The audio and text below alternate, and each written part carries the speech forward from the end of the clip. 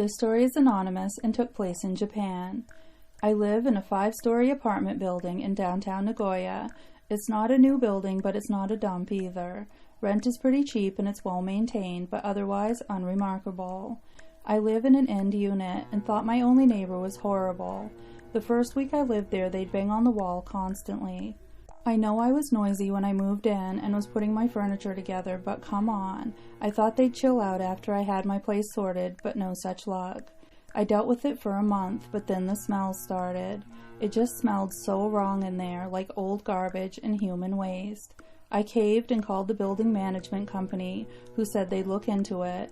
They called back and told me that apartment had been empty since before I moved in.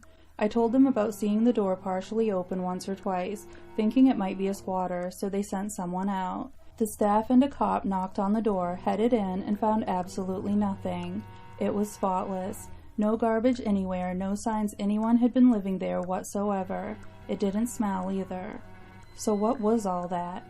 I started talking to the lady who cleans the apartment building, and she told me my apartment was a Jiko Bukken.